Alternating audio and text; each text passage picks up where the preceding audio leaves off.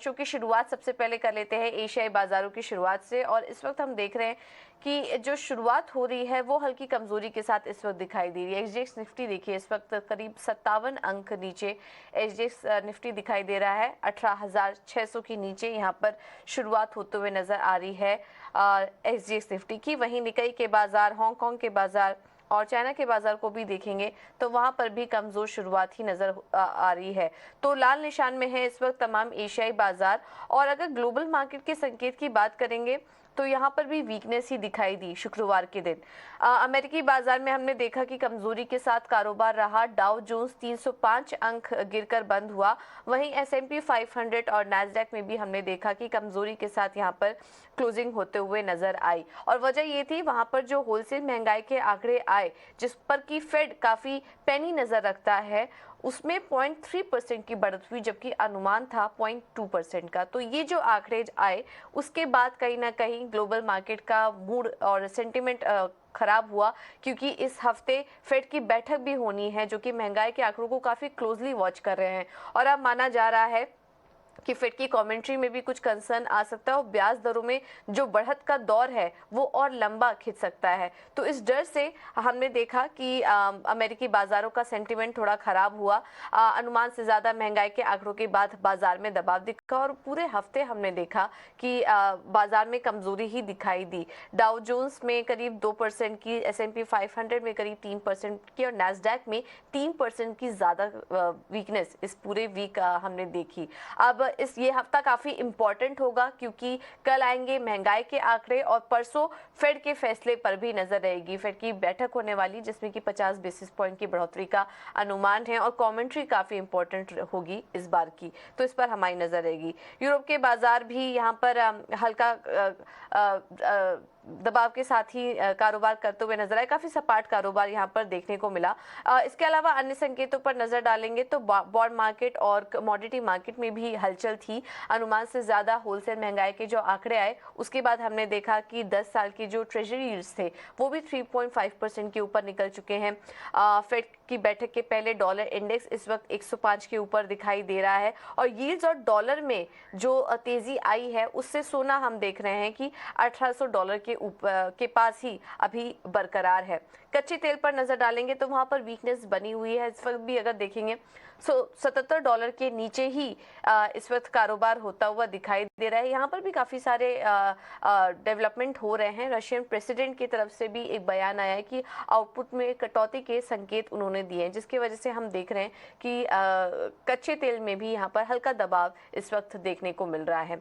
तो ये कुछ संकेत मिल रहे हैं इस वक्त। और ओवरऑल अगर बात करें तो अभी शुरुआती संकेत जो मिल रहे हैं आज के लिए वो कमजोरी के ही हैं। अब देखना होगा भारतीय बाजारों पर क्या रणनीति होनी चाहिए। लेकिन एक बार संस्थागत निवेशकों के आंकड़ों पर भी नजर डाल लेते हैं। एफआईज और डीआईज के आंकड़े अगर देखें तो यहाँ हमने देखा एफआईज और डीआईएस के आंकड़ों में करीब कैश मार्केट में 158 करोड़ की यहाँ पर बिकवाली का आंकड़ा नजर आ रहा है। आंकड़ा छोटा है। कैश मार्केट में डीआईएस का देखेंगे तो 502 करोड़ की खरीदारी हुई है।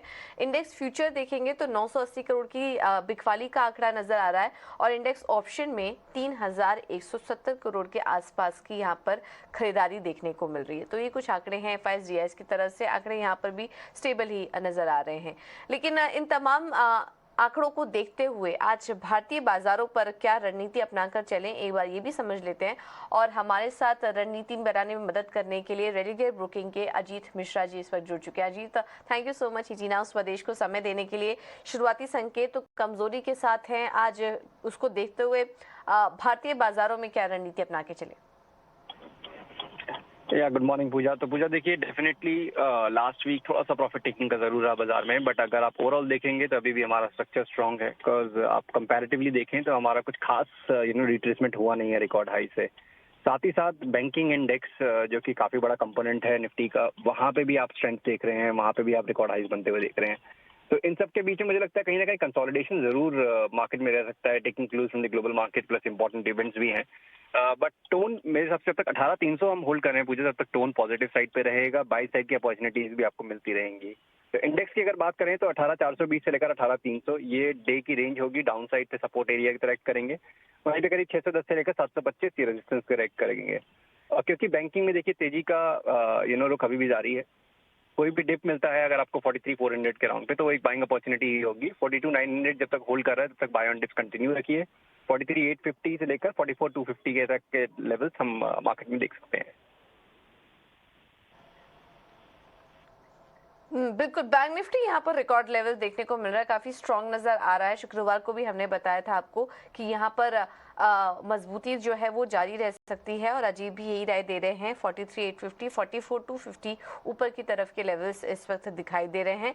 निफ्टी में हल्का आपको बिकवाली खरीदारी का मौका मिलता रहेगा। ओवरऑल जो सेंटिमेंट है वो इस वक्त पॉजिटिव ही है, तो बीच बीच में खरीदारी का मौका देखते रहिए, लेकिन रेंज आपको बता दी गई है, इसी दायरे में कारोबार करता हुआ नजर आएगा। और जैसे कि हमने बताया कि यह हफ्ता काफी इंपॉर्टेंट रहने वाला है ग्लोबल बाजारों के लिए, भारतीय बाजारों के लिए, तो नजर रखिए। और ये इंपॉर्टेंट सपोर्ट और जो रेजिस्टेंस लेवल है निफ्टी के लिए वो आपको बता दिए गए हैं। अजीत, इसके अलावा स्टॉक स्पेसिफिक रिकमेंडेशन क्या होगी आज के लिए? बिल्कुल, तो देखिए पूजा, यहाँ पे जैसे कि मार्केट का बायस है, बैंकिंग तेज है, एफएमसीजी दूसरा एक सेक्टर है जिसने कि लास्ट वीक मार्केट को हेल्प किया था डिक्लाइन को कैप करने में, तो मुझे लगता है कि वो क्वांटम बना रहेगा। तो पहला रिकमेंडेशन मेरा उसी स्पेस से होगा, कोलगेट पाल्मोलिव का। काफी अच्छे कंसोलिडेशन के बाद एक मूव देखने को मिल रहा है और मुझे लगता है कि इतनी जल्दी फिजल आउट होगा नहीं। जिस तरीके से कंसोलिडेशन में करीब 2 महीने लगे हैं, ये मूव एक्सटेंड करना चाहिए। करीब 1740 इमीडिएट टारगेट्स होंगे, 16 से 20 का आपका स्टॉप लॉस होगा। दूसरा स्टॉक टाइटन का, देखिए यहाँ पे भी प्रॉफिट टेकिंग देखने को मिल रही है, बट लास्ट ट्रेडिंग सेशन में जब मार्केट में प्रेशर था, यहाँ पे एक रिकवरी देखने को मिली है क्रूशियल लेवल से। करीब जो शॉर्ट टर्म एवरेजेस हैं उसके वहां से अपने सपोर्ट लेते हुए इसने रिबाउंड किया है, तो ये रिबाउंड एक्सटेंड करते हुए पॉसिबिलिटी दिख रही है कि करीब 2740 तक के लेवल्स आपको देखने को मिल सकते हैं। इसमें 2550 के स्टॉप लॉस के साथ यहाँ पे भी आप लॉन्ग पोजीशन इनिशिएट कर सकते हैं। Alright, thank you so much Ajit, आज समय देने के लिए, ये रणनीति भी सुझाने के लिए। तो टाइटन और कोलगेट पाल्मोलिव यहाँ पर आप खरीदारी करके चल सकते हैं। टाइटन में 2740 के लेवल्स के लिए और कोलगेट में 1740 का लेवल्स यहाँ पर देखने को मिल सकता है। तो दोनों ही स्टॉक में खरीदारी करने की राय आज के लिए।